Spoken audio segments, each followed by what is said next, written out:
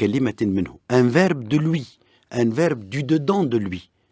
Kalimatin minhu, c'est-à-dire elle fait partie de lui. C'est vraiment le commencement, c'est l'esprit de l'évangile de Jean. Mais après, il fait de lui une parole seulement, à telle enseigne que n'importe quel chrétien, même ceux qui connaissent les évangiles apocryphes, sont choqués de voir dans le Coran noir sur blanc, par 2 fois, qu'il a parlé dès la naissance, qu'il a parlé au berceau. Oui. Et pour insister sur le fait, peut-être que ce n'est pas historique, le Coran ne rend pas les choses historiquement, comme d'ailleurs, pour tout ce qui est tradition, récit, etc., il nous prévient que personne ne peut connaître le mythe. C'est un peu comme Platon. Et seul Dieu est dispensateur de détails dans le mythe. Quand il parle des dormeurs de la caverne, par exemple, les 7 dormeurs de la caverne, il dit, certains disent 6 plus leur chien, d'autres disent 7. Mais qu'en savez-vous? Qui peut rendre compte des détails dans le mythe, à part Dieu? Et donc, pour Jésus, il a métaphorisé, même par des miracles impossibles, le fait que il est surtout un qawl, c'est-à-dire un logos. Le mot qawl, c'est vraiment une métathèse de logos. C'est un verbe. C'est d'abord un verbe. Secondo, pour faire, disons, un compromis, le mot n'est pas peut-être approprié, avec les autres chrétiens, c'est qu'il n'est pas mort, le Christ.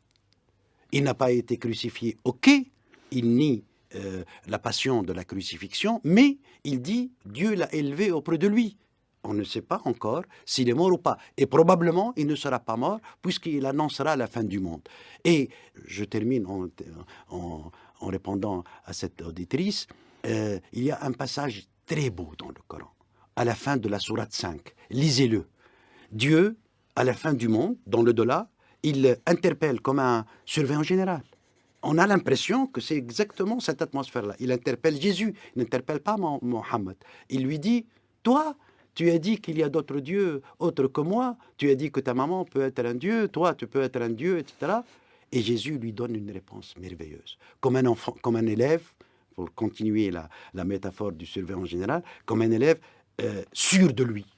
Il lui dit, mais si je l'aurais dit, vous l'aurez su. C'est comme ça, textuellement, je traduis presque. Si je leur ai dit ça, vous l'aurez su. Je ne leur ai dit que ce que vous m'avez ordonné de dire. Vous connaissez ce que j'ai en moi, et moi, je ne connais pas ce que vous avez en... Pourquoi vous me posez cette question-là? Moi, je crois à un Dieu unique. Et maintenant, s'il y a des gens qui ont dit ça, c'est la continuité de ce verset, s'il y a des gens qui ont dit ça, je vous demande de leur pardonner. C'est un très beau texte de la fin de la sourate 5. Je recommande à tous ceux qui aiment le Coran ou qui aiment savoir ce que c'est que le Coran, de lire ce texte-là, cette interpellation de Jésus par le divin au-delà du monde. Youssef Seddiq, vraiment, j'étais très heureux de vous accueillir. Moi aussi, merci. Moi aussi, vraiment. Merci beaucoup.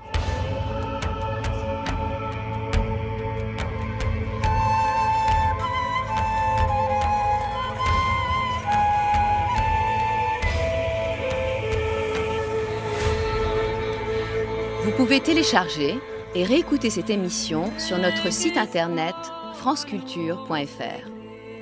La semaine prochaine, pour notre émission de rentrée, nous serons avec Abdenour Bidar qui nous parlera d'une sortie possible de la religion.